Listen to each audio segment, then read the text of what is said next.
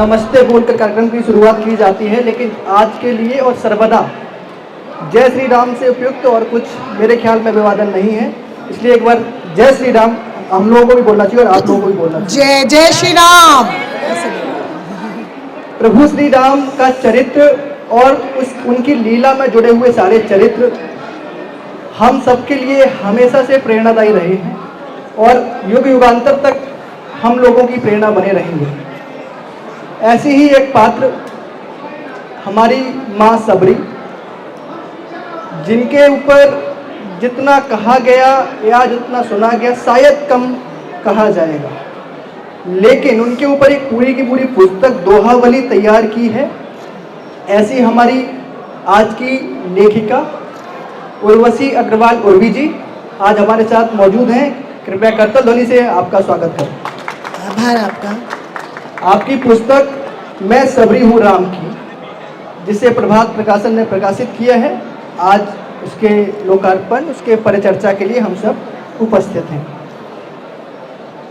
मन मंदिर है राम का, पल पल लेती नाम, सबरी हरदम सोचती कब आएंगे राम। हर दोहा कुछ कहता है, बशर्ते आप उसे सुन सके। खैर, इसी पर चर्चा परिचर्चा के लिए हमारे साथ मौजूद हैं डॉक्टर राजेश श्रीवास्तव जी। आप सीईओ हैं रामायण केंद्र भोपाल के, आपका स्वागत है। हमारे साथ हैं डॉक्टर ओम प्रकाश पांडे जी, और हमारे साथ जिन्हें होना था अभी शायद रास्ते में है, श्री विज्ञान दत्त जी हमारे साथ थोड़ी देर में उपस्थित होंगे। मैं आग्रह करता हूं श्री पीयूष कुमार जी से कि आप आएँ और डॉक्टर राजेश श्रीवास्तव जी का पुस्तक संच देकर स्वागत करें।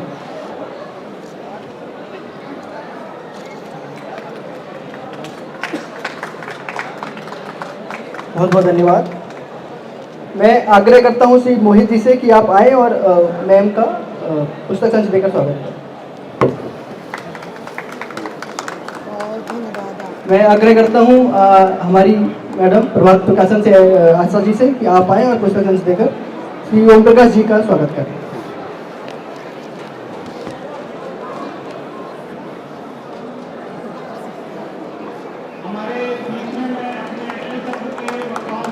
बहुत बहुत धन्यवाद। आप लोग अपना स्थान ग्रहण करें।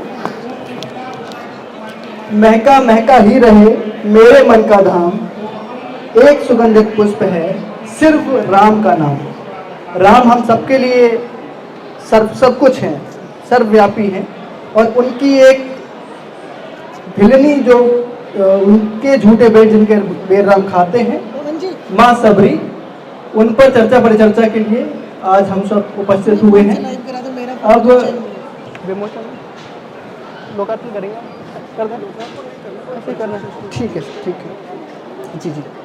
तो ऐसी माँ सबरी के परिप्रेक्ष्य में चर्चा करने के लिए मैं आप सभी से आग्रह करता हूं कि आप चर्चा की शुरुआत करें। मैं पहले अपनी पुस्तक के बारे में जी और विशेष तौर पर अपने बारे में और फिर सबरी ही क्यों, इस बारे में बात शुरू करके फिर हम पर चर्चा शुरू करेंगे। धन्यवाद जी। पुस्तक का जो पहले तो मैं आभार व्यक्त करती हूँ प्रभात प्रकाशन के इस स्टॉल का कि आज मुझे भी मौका मिला। 10 साल में ही सही, कम से कम आज पहला अवसर मुझे मिला और मेरी किताब आप सभी के हाथ में है। और बहुत बहुत आभार जो लोग भी यहाँ मेरे बुलाए पर आए।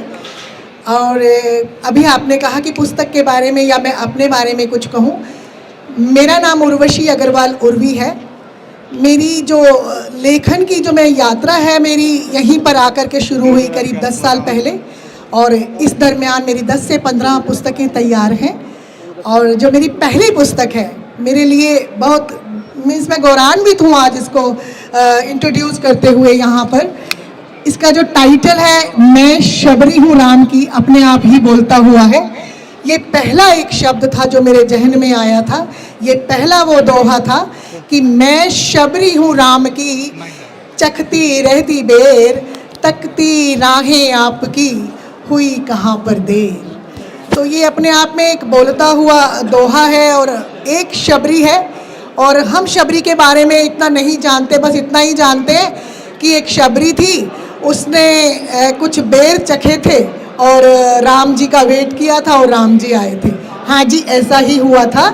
लेकिन ये जो वेट है, ये जो इंतज़ार है, कई हजार साल तक उन्होंने किया था। और जब से बचपन का नाम उनका श्रमणा था, जितना कि शास्त्रों में है शबरी के बारे में, जितना कि मैं पढ़ पाई, उस छोटे से इतिहास को मैं एक इस बड़ी सी पुस्तक में समेट करके लाई हूँ। और इसमें करीब 750 दोहे हैं। 750 दोहे, यानी कि दोहों की पुनरावृत्ति भी यहाँ पर होती हुई नजर आ रही है। लेकिन वो पुनरावृत्ति इसलिए हुई है कि इंतज़ार तो एक था, लेकिन इंतज़ार के जो रूप थे वो कई थे। जैसे कि शबरी के बारे में मैंने लिखा है कि मैं शबरी हूँ राम की, चखती रहती बेर, तकती राहें आपकी, हुई कहाँ पर देर। तो इसी में इंतज़ार की एक पराकाष्ठा ये भी है कि मैं कहती हूँ कि कितने अचरज से भरा शबरी का यह काम, दांतों से लिखती रही बेरों पर प्रभु राम। तो इस तरीके से जो मैंने दोहे कहे हैं, और मैंने इतना भी, तारीफ तो खैर सब करते हैं, आलोचना भी करते हैं, लेकिन इस दोहे को इतना प्यार मिला कि जब मैं अयोध्या गई तो मेरे परम पूजनीय गुरुदेव ने कथा भी इस दोहे से स्टार्ट की। तो मेरे लिए बहुत गौरवशाली बात है, मैं गौरवान्वित हूँ इस बात को यहाँ पर कहते हुए। और आज मेरी किताब की परिचर्चा पर हिंदुस्तान के मशहूर लेखक आदरणीय राजेश जी मेरे साथ हैं, जो कि स्वयं रामायण के मर्मज्ञ हैं और उर्वशी के संपादक भी हैं। और आज मेरा सौभाग्यशाली है कि उर्वशी आपके पास बैठी हुई है, और उर्वशी की इस किताब मैं शबरी हूँ राम की परिचर्चा आप करेंगे। और मेरे साथ में आदरणीय ओम प्रकाश जी हैं, जिनका नाम भी मैं ठीक से नहीं ले पाती हूँ, बिकॉज मेरी औकात ही नहीं है कि मैं इनका नाम लूँ। रामायण के ज्ञाता है, और बाकी मैं क्या कहूँ उनके बारे में वो खुद ही कहेंगे। और आदरणीय विज्ञान व्रत जी अभी तक यहाँ पर उनकी उपस्थिति नहीं हुई है, हम उनके इंतजार में हैं। तो मैं अब चाहूंगी आदरणीय राजेश जी इस किताब पर, आदरणीय ओम प्रकाश जी इस किताब पर क्या कहेंगे? आप तो कह ही मेरे को ही पहले बोल दियो। बारी बारी ये वाला माइक दो, ये चालू है ना? चलो आपके माइक बैठ के ही बोलो। हाँ बस बोलिए आप। मेरे बारे में भी बोल। मैंने आपका कभी नाम नहीं लिया घर में, उन्हें फादर इन पॉइंट जी बहुत मानते हैं ना। उपस्थित साउंड इज देयर। आप बोलिए, ये चालू है, ये भी लेके फील आता है ना माइक से। हेलो, हाँ जी। उपस्थित सभी महानुभावों को का मैं स्वागत करता हूं। आज एक बहुत ही भव्य और मधुर बेला है, जिसमें मैं शबरी हूँ राम के, इसके शीर्षक से ही ये पता चलता है कि ये कोई स्त्री ने ही लिखा होगा।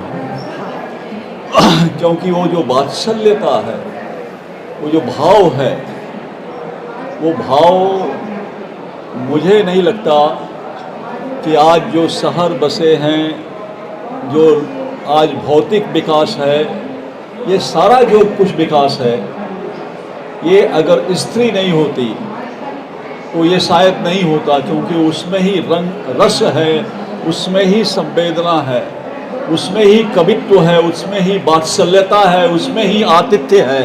ये सारा कुछ महिलाओं के, ये उनकी वैशिष्ट्यता है।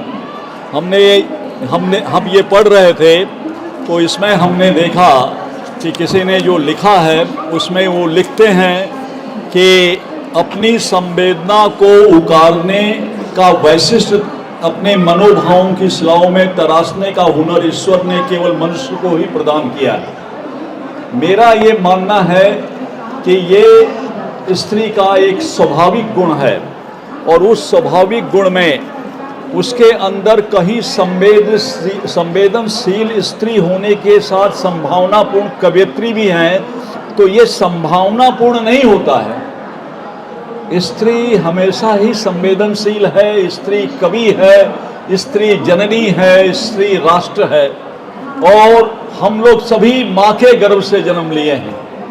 तो हम जब माँ के गर्भ से जन्म लिए हैं, चाहे वो पुरुष हो चाहे स्त्री हो, तो जननी जो है, चाहे कीट पतंग, कोई भी वृक्ष, जानवर, पशु, किसी को भी देख लीजिए, सब माता के गर्भ से ही जन्म लेते हैं। इसलिए हमारे वेदों में कहा गया है ईश्वर के लिए कि तुम स्त्री, क्योंकि तुम रचना करते हो, तुम स्त्री, तुम पुरुष हो ही नहीं सकते, तुम स्त्री, तुम पुमानसी, तुम ही जातो विश्वतो मुखा, तुम ही विश्व के मुख हो।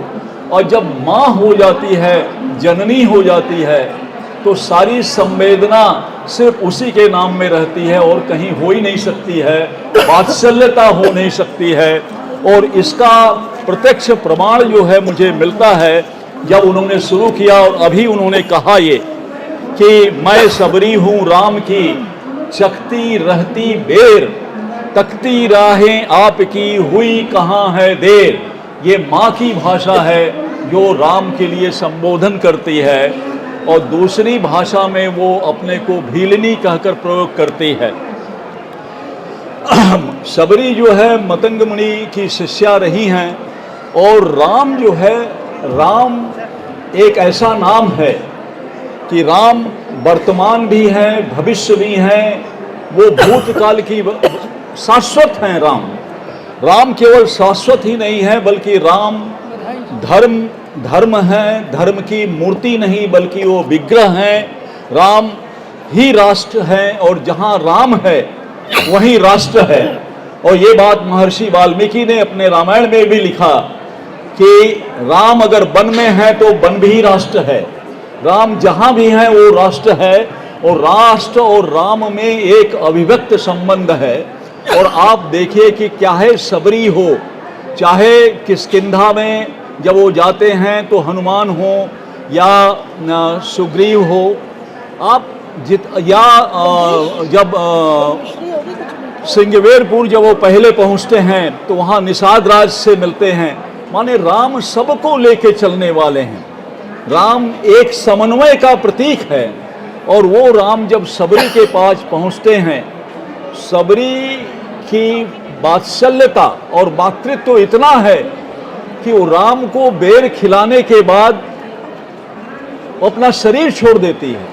माने इतनी भाव विह्वल, इतना तो माने माँ का जो सर्वोच्च उदाहरण है वो देखने को मिलता है। और मैं उर्वशी जी को ये बहुत साधुवाद देता हूँ, बहुत आभारी हूँ कि अपने मन की बात को कागज में, भाषा में व्यक्त नहीं किया जा सकता है, और वो भाषा में व्यक्त करने का कार्य उन्होंने किया है।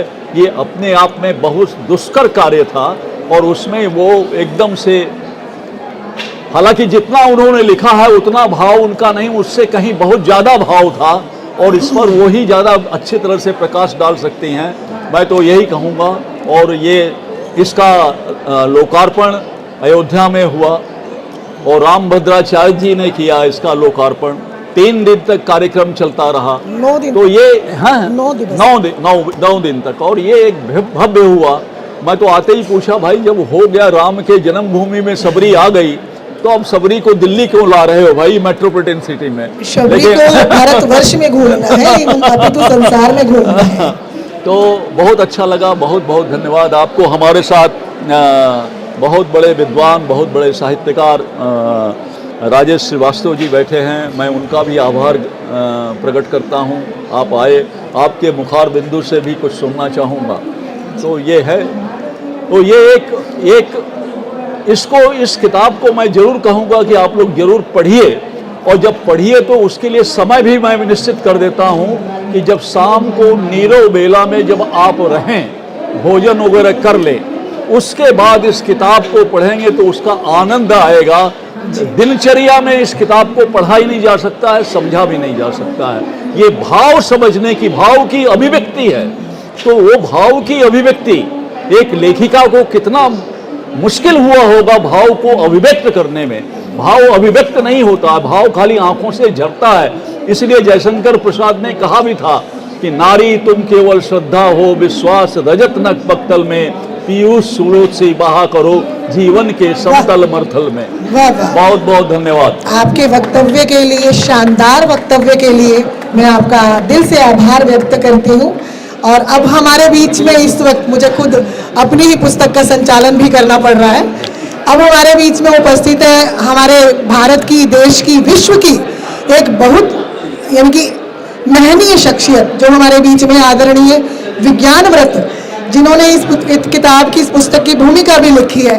करतल ध्वनि से मैं इनके आगमन पर इनका स्वागत करती हूँ और मैं चाहूंगी कि इस पुस्तक के विषय में आप भी कुछ कहें। एक माइक पहले माइक माइक माइक ये नहीं।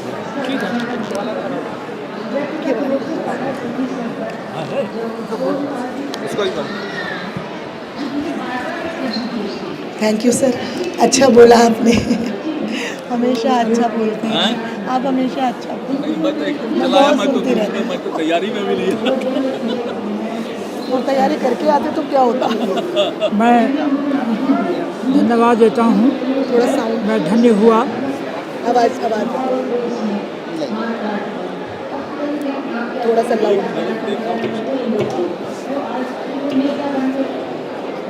मैं धन्य हुआ कि मुझे, बाद में देना मैं शबनम हूँ राम की इस पुस्तक के बारे में कुछ बोलने का सौभाग्य प्राप्त हुआ। थोड़ा आवाज तेज। दरअसल ये पुस्तक उर्वशी ने मेरे सामने ही तैयार की है और जितनी मेहनत उन्होंने की है वो वास्तव में श्लाघनीय है, इसमें कोई शक नहीं। शबरी पर यूँ तो न जाने कितने घंटों बोला जा सकता है। हमारे यहाँ 2 अवतार हुए हैं, राम और कृष्ण। पहले राम हुए, फिर बाद में कृष्ण हुए। ये अलग बात है कि राम 14 कला संपन्न थे और भगवान कृष्ण जो थे वो 16 कला संपन्न थे। ये अलग बात है। और यहाँ चूँकि राम का जिक्र है इसलिए राम के बारे में बात करेंगे। राम जिस व्यक्ति का राज तिलक होना है और उसी क्षण उसे वनगमन जाना पड़ता है, वन में जाना पड़ता है, बिना चेहरे पर शिकन लाए हुए वो व्यक्ति राजपाट छोड़कर और वन में चला जाता है। लक्ष्मण क्या थे ये दूसरा विषय है,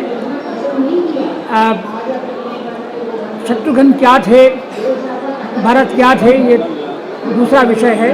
ये विषय विपर्य हो जाएगा पूरा का पूरा। राम जहाँ रहे 14 वर्ष अपने आप में सांकेतिक है, पूरा का पूरा ये संकेत में वर्णन किया हुआ है। 14 वर्ष। वाल्मीकि रामायण में जो प्रसंग मिलते हैं वो प्रसंग तुलसीदास की रामायण में उससे आगे कहीं और हैं, क्योंकि तुलसीदास ने राम भक्त के रूप में वर्णन किया है अपनी रामचरितमानस में। और रामायण में जो वाल्मीकि रामायण है उसमें एक मित्रवत उन्होंने ये कहा जाता है कि वाल्मीकि रामायण उन्होंने राम के पैदा होने से पहले ही लिख दी थी, ऐसा सुनने में आता है। अब ये दोनों रामायण, रामचरितमानस और रामायण आपके सामने हैं। दोनों की तुलना मेरा यहाँ ध्येय नहीं है। और मैं यहाँ इस पुस्तक के लिए उर्वशी को साधुवाद देता हूँ। और साथ में पवन जी ने जो सहयोग दिया है इस पुस्तक को पुस्तकाकार में लाने के लिए, वो वाकई वो बधाई के पात्र हैं। बहुत बहुत शुक्रिया आप लोगों का। आभार आपका सर, इतने शानदार जानदार वक्तव्य के लिए। आपने सही कहा, अगर पवन जी नहीं होते, उनका सहयोग नहीं मिलता तो शायद ये पुस्तक मैं प्रकाशित नहीं करवा सकती थी। और अभी आप राम की बात कर रहे थे तो मैं यही कहूँगी कि त्यागी सारी ख्वाहिशें और हुए निष्काम, सब कुछ खोया राम ने तो बन पाए राम। तो राम बनना आसान कहाँ है। इसी के साथ मैं अपना माइक सौंपती हूँ आदरणीय राजेश जी को, जो कि रामायण के मर्मज्ञ तो हैं ही, साथ में उर्वशी के संपादक हैं, जो कि एक बहुत मशहूर पत्रिका है, और आज उर्वशी की किताब का ही परिचर्चा में ये शामिल हुए। इसके लिए मैं तहे दिल से उनकी शुक्रगुजार हूँ, आभारी हूँ। माइक में उनको सौंपती हूँ।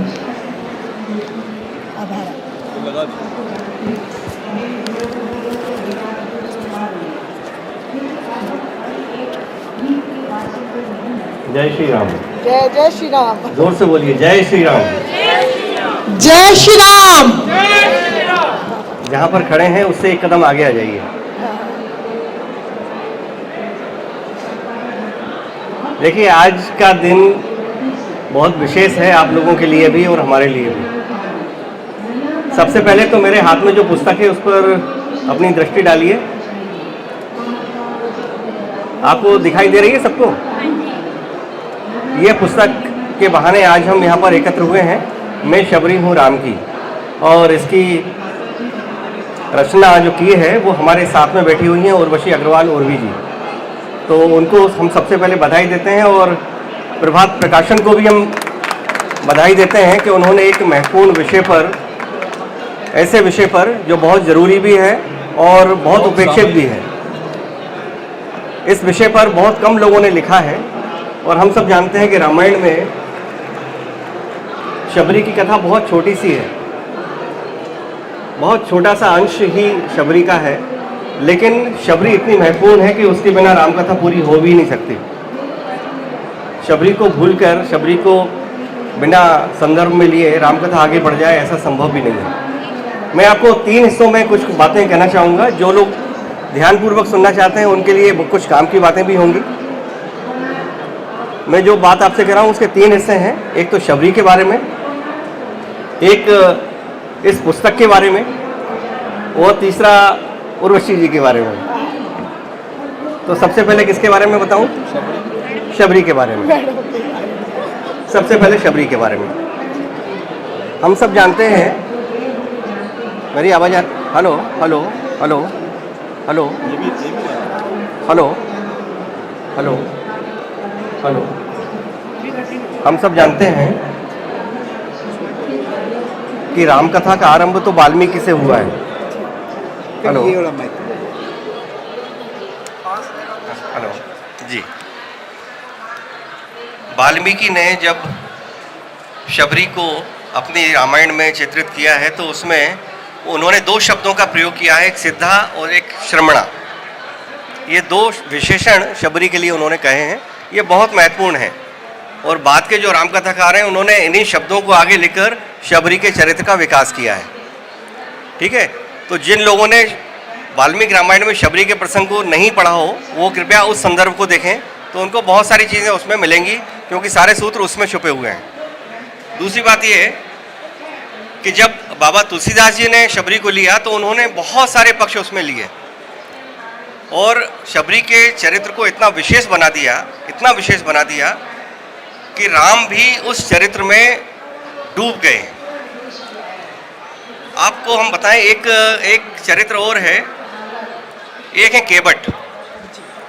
जो केवट जब राम को नदी पार कराते हैं तो वो राम के चरण पखारते हैं, और राम कथा में शबरी दूसरी पात्रा है जो राम जी के चरणों से न केवल लिपटती है बल्कि उनके चरणों को पखारती भी है। केवल 2 लोगों को ही ये सुख मिला है पूरी राम कथा में। तो ये भी एक, इस बात को आप ध्यान रखिए। दूसरी बात ये है कि जो शबरी ने प्रतीक्षा की है, सबको मालूम है कि मतंग ऋषि की शिष्या थी और लंबी प्रतीक्षा की। उसके धैर्य का कोई भी आदि अंत नहीं है, और इससे यह भी मालूम पड़ता है कि उसकी आयु क्या रही होगी। तो काल बोध से अलग दूर जाकर शबरी ने जिस तरह से एक साधना की है, वो साधना हमारे लिए कुछ संदेश देती है। हमारे आज के जीवन के लिए कुछ संदेश है कि हमें हर कार्य में धैर्य धारण करना पड़ेगा, अन्यथा शबरी को ये कैसे मालूम पड़ता कि राम आएंगे, राम पैदा होंगे और राम यहाँ पर आएंगे, लेकिन शबरी के पास राम को आना पड़ा। शबरी को बहुत से लोग पागल कहते थे। ये बहुत कम लोगों ने रामकथा में चित्रित किया है। शबरी को पागल कहते थे, शबरी को कोसते थे उसके दुर्गुणों के लिए, उसको अछूत मानते थे। बहुत सारी बातें इन्होंने इस पुस्तक में उन सब की चर्चा की है। सारे जग से ले लिया था सबरी ने जोग, और पगली कहकर कोसते उसको वन के लोग। सारे वनवासी जो लोग थे वो शबरी को पागल कहते थे। तो मुझे वो शेर याद आता है कि या तो दीवाना हंसे या खुदा जिसे तौफीक दे, वरना इस दुनिया में आके मुस्कुराता कौन है। तो ये शबरी थी जिन्होंने अपने चरित्र से रामकथा को विशिष्ट बनाया। कुछ बातें और हैं, 2 बातें मैं आपको बताना चाहता हूँ, शायद आपके संदर्भों के लिए अच्छी होंगी, जो लोग ध्यान से सुन रहे हैं उनके लिए। तो बहुत से लोग कहते हैं कि शबरी माता, राम शबरी में माता का स्वरूप देखते थे। देखना भी चाहिए, आयु में भी और भाव दृष्टि से भी, दोनों दृष्टि से ही शबरी राम की माता के तुल्य थी। लेकिन एक संदर्भ और भी है जो बाबा तुलसीदास जी ने रामचरितमानस में बताया है। उसका संकेत केवल इतना है कि जब शबरी ने राम को पहली बार देखा तो एक चौपाई है रामचरितमानस में कि सरसिज लोचन बाहु विशाला, जटा मुकुट सिर उर वनमाला। तब राम अपने उर में, अपने हृदय पर वनमाला लिए हुए हैं। बहुत ध्यान से सुनिएगा इस बात को, ये 100 की एक बात है। शबरी ने जब पहली बार राम को देखा तो वो उनका जो वेश था, बड़े बड़े नेत्र थे, बड़ी बड़ी भुजाएं थीं और अपने गले में वो वनमाला पहने हुए थे। अब आपको मैं ले चलता हूँ वहाँ जहाँ कौशल्या माता ने पहली बार राम को देखा था, जहाँ भय प्रगट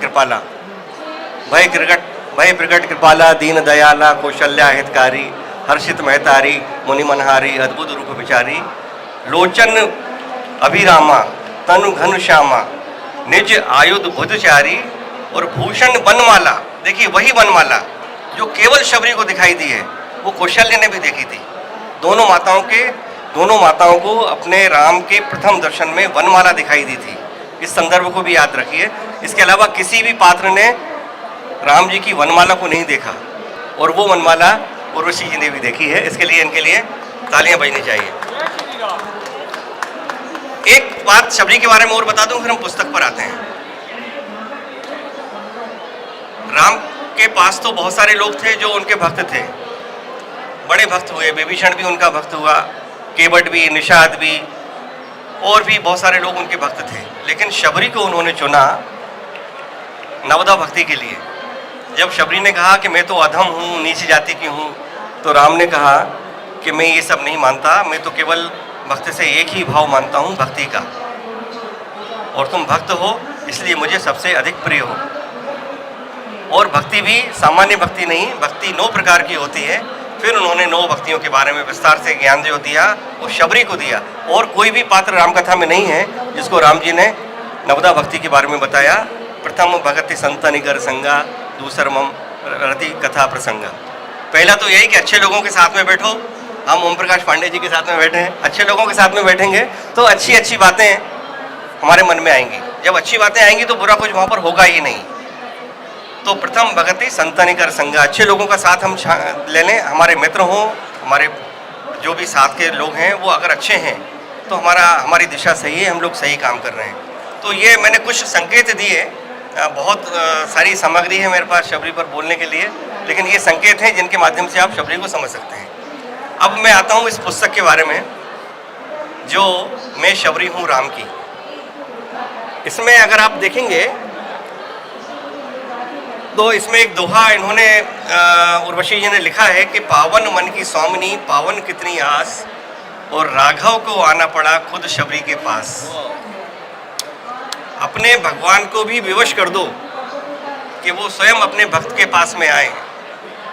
ये भाव अगर राम कथा के किसी पात्र में है तो वो शबरी हैं सबसे ज़्यादा। वैसे तो बहुत से पात्र हैं जो राम जी की प्रतीक्षा कर रहे थे।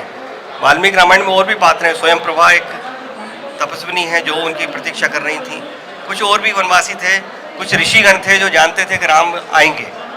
लेकिन अटूट भाव से राम की प्रतीक्षा करने का जो काम शबरी ने किया वो किसी दूसरे ने नहीं किया, और उर्वशी जी ने भी किया। तो ये इसीलिए अपने आप को शबरी मानकर ये कथा कविता की रचना कर रही हैं। इसके अलावा मैं आपको बताता हूँ कि इन्होंने जो पुस्तकें लिखी हैं, 2 पुस्तकें इनकी मेरे हाथ में आई हैं। एक तो व्यथा कहे पांचाली, ये काफ़ी मोटी पुस्तक है और चौपाइयों में है, केवल चौपाइयाँ हैं उसमें। लेकिन ये जो पुस्तक है मैं शबरी हूँ राम की, ये दोहों पर आधारित है। और दोहों पर, शुद्ध दोहों पर आधारित कोई पुस्तक आपने देखी हो तो बताइए। वैसे तो मैं बता दूं, कुछ पुस्तकें हैं जो दोहे शुद्ध रूप से दोहों पर संग्रहित हैं। तुलसीदास जी की दोहावली है, इसमें दोहे ही हैं पूरे। लेकिन कथा को लेकर चलने वाली कोई संपूर्ण कृति यदि हमारे आज के समय में हमें दिखाई देती है तो वो मैं शबरी हूँ राम की है, जो केवल दोहों पर है और इसमें कथा भी प्रवाहित होती है दोहों के साथ में। दोहे हमेशा विराम देते हैं। तुलसीदास जी की जो रामकथा में है, रामचरितमानस में, जब दोहों की चर्चा होती है तो वो कथा को अल्प विराम देते हैं, लेकिन इसमें विराम नहीं है। इसमें भावों की प्रवाहता है पूरी, और भाव इसमें इस तरह से दौड़ते जाते हैं। कहीं कहीं लगता है कि ये पुनरावृत्ति है, लेकिन हर भाव के साथ में ठहरने का मन करता है। तो इसको इस दृष्टि से भी देखने की आवश्यकता है। एक चीज़ इसमें और भी है जो मुझे बहुत अच्छी लगी। आमतौर पर कोई कवि या कोई भी व्यक्ति अपना काम करता है और उसको कोई उपलब्धि होती है तो वो गिनाता है कि मैंने 20 पुस्तकें लिखी हैं और 50 ये गया है और 26 देशों में गया हूँ और वगैरह वगैरह। लेकिन ये पुस्तक ऐसी है कि इसमें दोहों की संख्या आपको नहीं मालूम पड़ेगी, और प्रत्येक दोहे के सामने जो जहाँ पर क्रमांक लिखना चाहिए वहाँ पर उर्वशी जी ने राम लिखा है। जोरदार तालियां बनती हैं इस बात पर। यानी सब कुछ भूल जाना, संख्या भूल जाना, क्रम भूल जाना, और उसके बाद प्रत्येक दोहे के सामने जहाँ पर हम लोग आमतौर पर कविगण क्रमांक लिखते हैं वहाँ पर आपने राम शब्द लिखा है। तो राम का ना आदि है ना अंत। इसी तरह से प्रत्येक दोहे का ना अंत है ना आदि है। उसको आप जिस भाव से जहाँ से आप पढ़ना चाहेंगे वो इसमें पढ़ेंगे। एक दो चीज़ें पुस्तक के बारे में और बता दूं, फिर उर्वशी जी के बारे में कुछ बात करेंगे। एक तो ये कि शबरी बनना, शबरी होना और शबरी बनना दोनों में फर्क है थोड़ा सा। शबरी जो है वो महत्वपूर्ण पात्र है जिसके बिना रामकथा पूरी नहीं होती। शबरी वो पहली पात्र है जिसने राम को बताया कि यदि तुम्हें सीता की खोज करना है और सीता तक पहुंचना है तो जाओ पंपापुर और वहां सुग्रीव से मित्रता करो, फिर तुम्हारे लिए आगे के रास्ते निकलेंगे। तो मार्गदर्शक का काम भी शबरी करती है और इस नाते वो राम की गुरु भी है। शबरी के जो गुरु हैं वो तो मतंग ऋषि हैं, अभी पांडे जी ने भी बताया। और मतंग ऋषि जब अपनी देह को त्याग रहे थे तो उन्होंने शबरी को कह दिया था कि तुम प्रतीक्षा करो और राम यहाँ पर आएंगे, राम आएंगे। वही गाना अभी अयोध्या में चल रहा था हमारा, प्रतीक्षा करो आएंगे, और राम आते हैं। ये हम सब ने देखा, अयोध्या में भी देखा और हर जगह देखेंगे। अभी आप पंडित जी बता रहे थे कि हर जगह अयोध्या, जहाँ पर भी आप माने। तुलसी बाबा ने कहा है कि तहाँ अवध जहाँ राम निवासु, जहाँ राम रहते हैं, जहाँ राम जाते हैं वही अवध है। तुलसीदास जी ने कभी भी अयोध्या शब्द का प्रयोग नहीं किया, उन्होंने अवध ही कहा है। अवध कहा है, साकेत कहा है। रामचरितमानस के 7 कांड हैं, आपको बड़ा अच्छा लगेगा सुनकर। रामचरितमानस के 7 कांड हैं, 7 कांड में दूसरे कांड का नाम है अयोध्या कांड।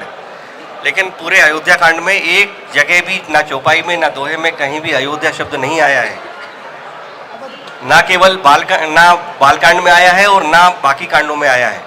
पूरी रामचरितमानस में कहीं भी कविता में अयोध्या शब्द है ही नहीं। उन्होंने अवध शब्द का प्रयोग किया है। और अवध केवल उस भावभूमि को प्रकट करता है जिसके लिए साकेत शब्द भी कहा है। मैथ्यू गुप्त ने साकेत शब्द कहा है उसको। तो इन बातों को भी आप ध्यान रखिए। जब आप शबरी के पास जाते हैं तो शबरी भी यही कहती है कि राम को यहीं आना पड़ेगा, नहीं तो आजकल तो लोग ढूंढते हुए पहुंच जाते हैं यहाँ वहाँ।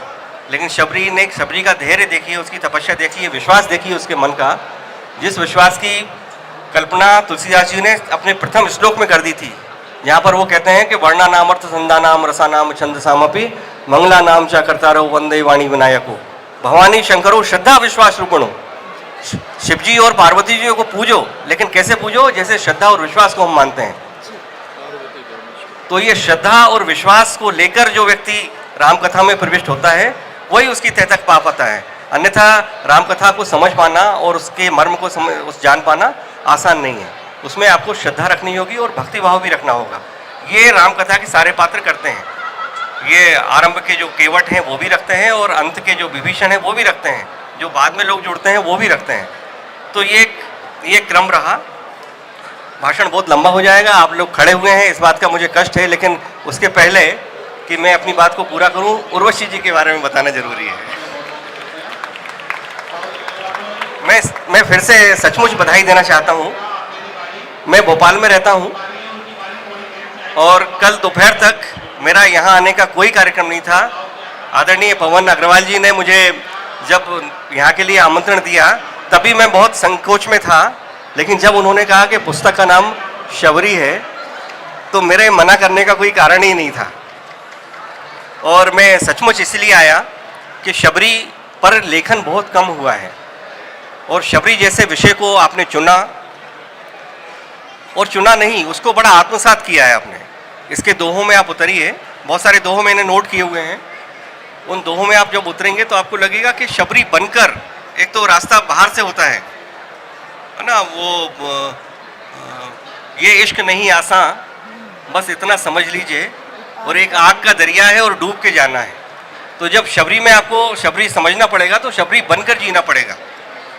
उस शबरी के मनोस्थिति को आप समझें और तब आप देखें कि वो आखिर है क्या चीज़ जो हमें इस भक्ति भाव तक ले जाती है। तो उर्वशी जी ने ये कार्य किया है और बहुत सफलता से किया है। मैं पहले सोच रहा था कि ये सामान्य रूप से क्योंकि बीच में जब मैंने पहली बार इसको पलटा तो उसमें कुछ दोहे ऐसे मिले जो मुझे एक से लगे, तो मुझे लगा कि ये एक ही बात है, लेकिन उसमें कथा का गहन प्रभाव ये मैंने बाद में देखा।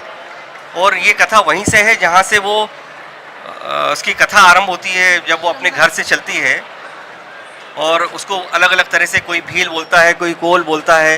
तो वो सारे प्रसंगों को, सारे शोधपरक चीज़ों को उर्वशी जी ने इसमें समाहित करने का प्रयास किया है और दोहों के माध्यम से एक कथा के रूप में लिया है। इसे मैं निश्चित रूप से एक खंड काव्य तो मानता ही हूँ, ये सामान्य कविता संग्रह नहीं है, एक खंड काव्य है और निश्चित रूप से ये शोधपरक भी है। आगे जो लोग शबरी पर कार्य करेंगे उनके लिए भी ये एक बड़ी महत्वपूर्ण पुस्तक होगी। जो लोग भी इसको पढ़ेंगे उनको लगेगा कि हाँ, इसमें वो शबरी अलग है जो जिसको हम सुनते आए हैं अभी तक, जिसके बारे में बहुत थोड़ी थोड़ी बातें होती हैं कि राम जी शबरी के पास में गए थे और वो शबरी चलती। एक चीज़ और छूट रही थी जो मैं आपको बता दूं कि राम के सामने अपनी देह का त्याग करने वाले बहुत सारे पात्र हैं। बहुत सारे ऐसे पात्र हैं रामकथा में जिन्होंने राम जी के सामने ही अपनी देह का त्याग किया है, चाहे वो कबंध हो, चाहे वो जटायु हो, चाहे वो सर्वंग ऋषि हो, और भी लोग हों, रावण भी, सब लोगों ने लेकिन शबरी जब जटायु अपनी देह का त्याग करते हैं तो वो एक पंक्ति उसमें आती है, वो कहते हैं कि जटायु बोलते हैं कि प्राण चलन चहत अब कृपा निदाना, मेरे प्राण जाना चाहते हैं। जटायु कहते हैं कि मेरे प्राण अब जाना चाहते हैं, लेकिन शबरी के प्राण कहीं जाना नहीं चाहते, शबरी के प्राण राम में समाना चाहते हैं। ये फर्क है और ये केवल एक ही पात्र है जिसने अपनी योग अग्नि से, अपने योग से अग्नि को प्रविष्ट किया और वो अग्नि में राम के स्वरूप को निहारती हुई उसमें प्रविष्ट हो गई और राम में हो गई। इसलिए हम बोलते हैं कि धाम परम धाम को जाना है, या जो भी बातें करते हैं वो उसी का स्वरूप है। तो ये भी एक बड़ी महत्वपूर्ण बात है। हम एक पत्रिका निकालते रहे 2015 से उर्वशी नाम से। उर्वशी दरअसल this is the very first love story of the history. वैदिक इतिहास की सबसे पहली जो कथा है वो उर्वशी की कथा है। पुरूरवा और उर्वशी की प्रेम कथा जो है वो विश्व की पहली प्रेम कहानी है। और मेरा सौभाग्य रहा कि मेरा जो डीलिट का विषय था वो उर्वशी और पुरोरा की प्रेमाख्यान परंपरा पर है। तो जब मैंने वो कार्य किया उसके बाद फिर दिनकर जी ने उर्वशी लिखा, तो उर्वशी को मैंने जिया है थोड़ा। और फिर दिनकर जी ने जब उर्वशी लिखा तो वो हमारे पाठ्यक्रम में भी थी, और तो उसी का शीर्षक लेके हमने एक पत्रिका आरंभ की थी जिसमें विज्ञान ब्रज जी की गज़लें भी उसमें हमने प्रकाशित की थी आरंभ में। और अब हमने केवल उसको रामायण पर केंद्रित कर दिया है। भोपाल की रामायण केंद्र जो संस्था है उसकी जो रामायण की गतिविधियाँ उन्हीं पर हम उसको केंद्रित रखते हैं। तो उर्वशी उनसे साम्य मेल है, और मुझे इसलिए भी जो उर्वशी के नाम के जो लोग हैं उनसे विशेष रूप से आत्मीयता रहती है। तो इस नाते भी मैं आपको बधाई देता हूं कि जो आप जिससे आपने 2 बार उल्लेख किया था कि उर्वशी पत्रिका का, इसलिए मैंने आपको ये बताया। आप बड़ी अच्छी कवित्री हैं। आपकी कविता को देखकर ऐसा नहीं लगता कि आपने किसी चीज़ को छोड़ा होगा। शब्दों के जो आपका चयन है उससे ये प्रतीत होता है कि आप में एक गहरा भाव है चयन करने का भी शब्द को, और शब्दों के अर्थ को बांधने का भी। जिसकी बाबा तुलसीदास जी अभी मैंने बोला था ना कि वर्णा नामर्थ संधा नाम, जिसमें शब्द तो हो ही, शब्दों का विशेष अर्थ भी हो। केवल शब्दों से तो आभूषण हो सकते हैं और उसकी सौंदर्यता निखर सकती है, लेकिन सुंदरता दिखाना उद्देश्य नहीं होना चाहिए। उद्देश्य होना चाहिए उसके भाव की सौंदर्यता को। तो वो भाव सौंदर्य इसमें अद्भुत रूप में है, वो आप जब आप इसको पढ़ेंगे तो वो दिखाई देगा। शब्दों और अर्थों के चयन को लेकर आप बड़ी गंभीर हैं।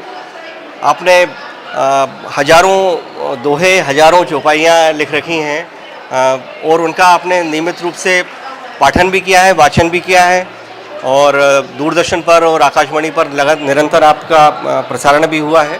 तो उससे आपकी लोकप्रियता भी है।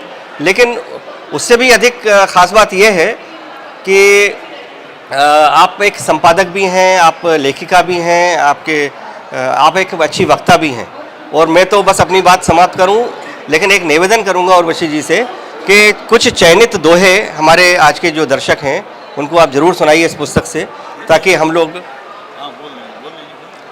लोग उस भाव तक पहुँचें और हम महसूस कर सकें कि शबरी खुद बोल रही हैं।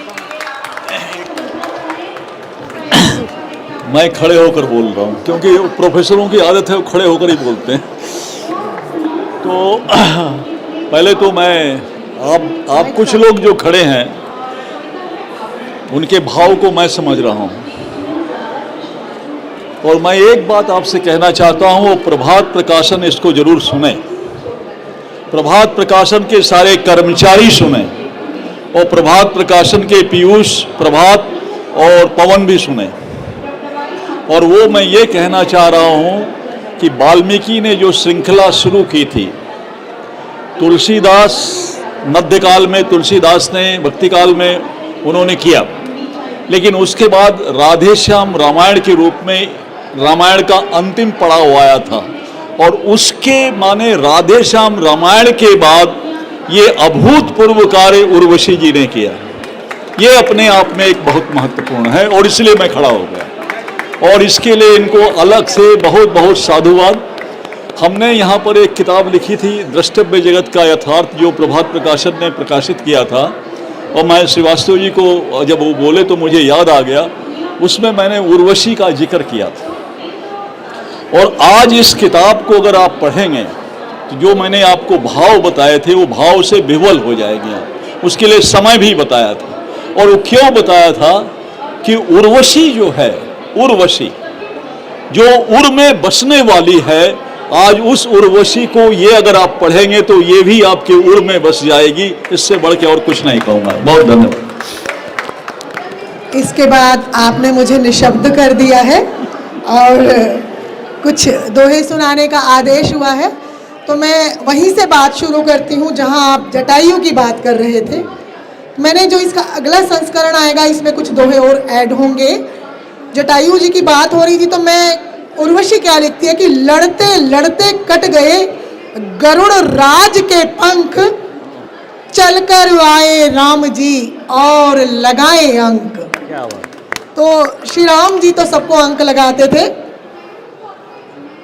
तो अभी आप इस इतनी हसीन शाम हो गई है आप सभी के आने से, एक मुक्तक पढ़ती हूँ कि इस हंसी शाम पर हो गई मैं फिदा, इस हंसी शाम पर हो गई मैं फिदा, आपके धाम पर हो गई मैं फिदा, एक शबरी के जैसी प्रतीक्षा लिए राम के नाम पर हो गई मैं फिदा, राम के नाम पर। और मैं कहती हूं कि दर्द जो भी मिला पी गई उर्वशी, और लब भी यहाँ सी गई उर्वशी, इम्तिहान हर कदम रोज देने पड़े, राम का नाम ले जी गई उर्वशी। इस वक्त तो राम रियली तन मन में बस गए हैं। राम पर ये जन्म तो क्या 7 जन्म भी अगर हमें मिले ना, तो हम राम पर एक चौपाई नहीं लिख सकते। तो राम हमारे लिए वो चरित्र है। मैं कुछ दोहे शबरी से पढ़ती हूँ, कुछ दोहों में मैं पूरी कहानी समेटती हूँ। मैं सबसे आग्रह करती हूँ कि ये दोहे जरूर सुने। कि मैं शबरी हूँ राम की, चखती रहती बेर, तकती राहें आपकी, हुई कहाँ पर देर। ये इस दोहा संग्रह का प्रथम दोहा है। फिर मैं कहती हूँ कि कितने अचरज से भरा शबरी का यह काम, दांतों से लिखती रही बेरों पर वो राम। और फिर मैं क्या कहती हूँ कि राम नाम तुम कीजिए। शबरी की यात्रा कुछ दोहों में समेट रही हूँ। राम नाम तुम कीजिए, इतनी देर फिजूल, आकर अब स्वीकारिए शबरी के फल फूल। और रास्ता देखे राम का केवल सांझ सवेर, शबरी ने शायद चखे, शबरी ने शायद चखे होंगे लाखों बेर, शबरी ने शायद चखे होंगे लाखों बेर। मैं परंपरा का निर्वाह नहीं कर पाई। गद्य लेखन के परिवार में मैंने पद्य को चुना, क्योंकि पद्य में कहानी कहना, पद्य में कथा कहना नामुमकिन तो नहीं, लेकिन इतना सरल भी नहीं है। मैंने पांचाली को लिखने में 9 वर्ष लगाए। 9 वर्ष उस प्रसव वेदना से जब मैं गुजरी हूँ, वो सिर्फ मैं जानती हूँ। और इस प्यारी सी शबरी को मैं 3 वर्ष में लेकर आई हूँ। आपके 3 मिनट में और लूंगी कि मैं पत्थर की हूँ शिला। एक और पात्र है रामायण का, उसकी भी इतनी सी एंट्री है जिसको मैंने दोहे में समेट दिया कि मैं पत्थर की हूँ शिला, कर दो तुम कल्याण, छूकर मेरे राम जी फूको मुझ में प्राण, छूकर मेरे राम जी फूको मुझ में प्राण। और राम जी आ जाते हैं अब शबरी के द्वारे पर। तो शबरी क्या कहती है? पाँव पखारूं आपके, करूं न एक पल देर, जीमो मेरे राम जी मीठे हैं ये बेर, जीमो मेरे राम जी मीठे हैं ये बेर। और प्रभु चरणों में हो गई शबरी ऐसे लीन, जैसे जल में हो मगन कोई चंचल मीन। मीन का मतलब मछली होता है। और बोली शबरी राम से, एंडिंग है, बोली शबरी राम से देकर अंतिम ढोक, मुझको दर्शन हो गए जाने दो परलोक। और मुखड़े पर एक तेज है, क्या कहती है शबरी? मुखड़े पर एक तेज है, मन भावन मुस्कान, सारे गुण हैं आप में शबरी के भगवान, सारे गुण हैं आप में शबरी के भगवान। वर्षों तक शबरी रही जिन चरणों की दास, ज्योतिपुंज होकर चली उन चरणों के पास। और कहाँ मिलेगा दूसरा? कहीं मिलेगा क्या? ढूंढने से भी नहीं मिलेगा, क्योंकि शबरी केवल एक थी, एक ही रहेगी। कहाँ मिलेगा दूसरा शबरी जैसा संत, कुटिया में आए स्वयं 3 लोक के कंत। और अद्भुत थी वो भीलनी शबरी जिसका नाम, ऐसी सिद्ध तपस्विनी पाए जिसने राम। और अद्भुत शबरी का रहा रामायण में पात्र, इसीलिए तो गा रहे उसको अब तक शास्त्र। आप सभी का बहुत बहुत आभार। एक मिनट और। इस पुस्तक में एक बड़ा सुंदर सा दोहा है, वो आपने सुनाया नहीं, तो इसलिए मैं उसको बताना चाहता हूँ। हम सब जानते हैं कि शबरी इस बात के लिए प्रसिद्ध है कि उसने राम जी को अपने जूठे बेर खिलाए। ये सब लोगों ने सुना है ना? सुना है या नहीं सुना? हाँ, सबने सुना है कि राम ने शबरी के जूठे बेर खाए। एक दोहा है, बेरों को वो तोड़ती चखती थी हर बार, और खट्टों को थी फेंकती देकर प्यार दुलार। तालियां नहीं बजेंगी? अच्छा, दोहा तो उतना अच्छा ही, लेकिन संदर्भ में आपको बता दूं, क्योंकि आप लोग बड़े ध्यान से सुन रहे हैं।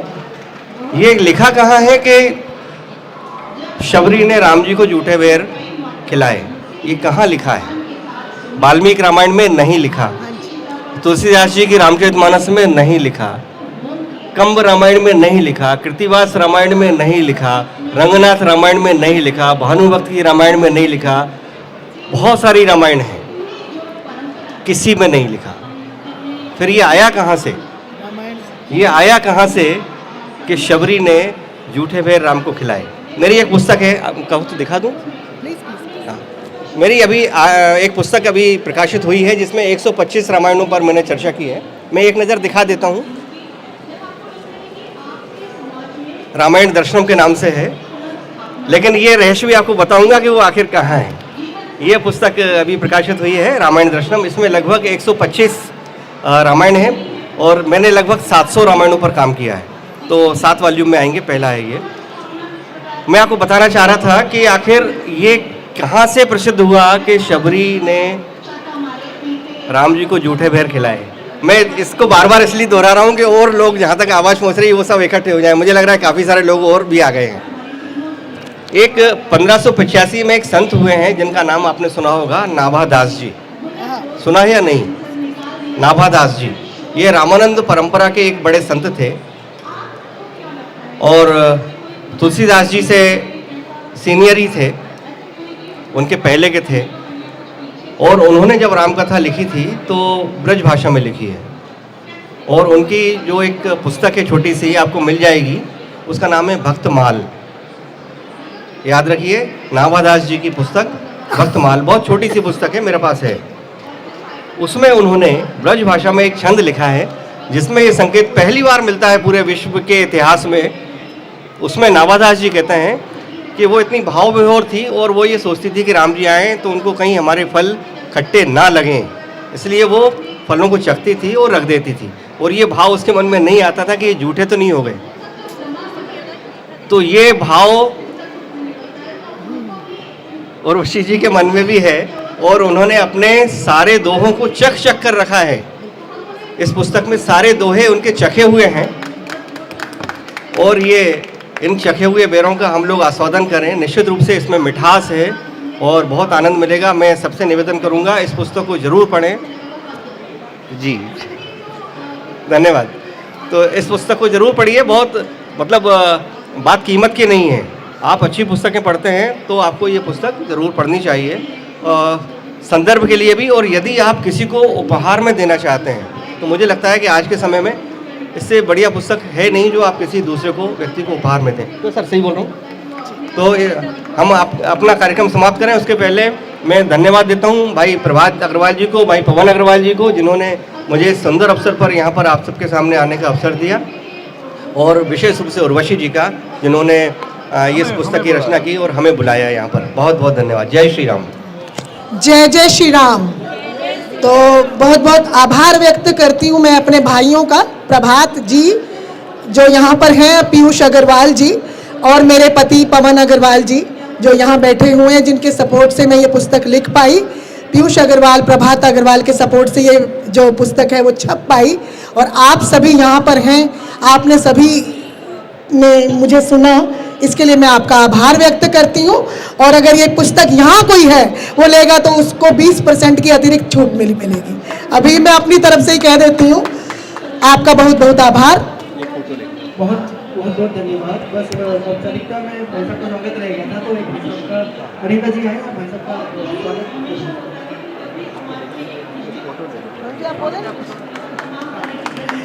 मैं चाहूंगी 2 शब्द पवन अग्रवाल भी बोले अगर बोलना चाहे तो। अब पूर्ण हो गए तुम, अब तक नहीं पूर्ण। जी, आदरणीय डॉक्टर ओम प्रकाश पांडे जी, डॉक्टर राजेश जी और परम आदरणीय विज्ञान व्रत जी, और मंच में यहाँ स्टॉल में उपस्थित सभी पुस्तक प्रेमियों का बहुत बहुत आभार कि आज इस पुस्तक की परिचर्चा पर आप सब लोगों ने बड़ी तन्मयता के साथ भगवान राम, शबरी, रामायण, इस पर ये चर्चा सुनी, और मुझे लगता है इससे सभी को कुछ ना कुछ सीखने का मौका मिलेगा। और मैं धन्यवाद करता हूँ अपनी पत्नी उर्वशी अग्रवाल का भी कि उन्होंने ऐसे विषय पर यह पुस्तक लिखी और ये स्वयं में शबरी हो गई। धन्यवाद। जी, आदरणीय परम पूजनीय गुरुदेव जी ने अयोध्या में मुझे शबरी की उपाधि दी। मैं बहुत सौभाग्यशाली हूँ। मेरी अगली पुस्तक व्यथा कहे पांचाली पर आपसे फिर से पुनः भेंट होगी। खड़े हो जाइए, आप ले लीजिए।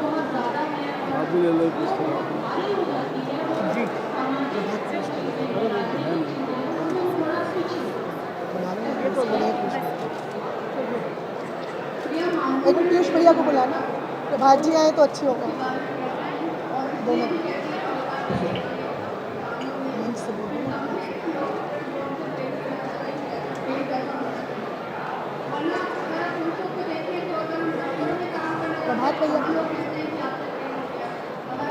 प्रभात भैया को बुला दो।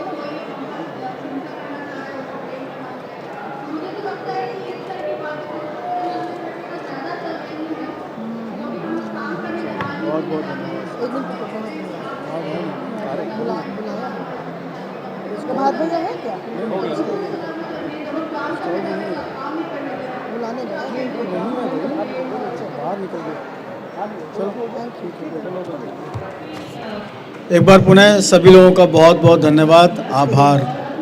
इसके लिए इनवाइट करो। और 15 तारीख को प्रभात प्रकाशन के स्टॉल पर ही व्यथा कहे पांचाली पर परिचर्चा होगी। आप सभी आमंत्रित हैं अधिक से अधिक संख्या में आकर के, और महाभारत कालीन इस महत्वपूर्ण पात्र पांचाली के ऊपर जो परिचर्चा होगी उससे भी आपको काफ़ी ज्ञान प्राप्त होगा।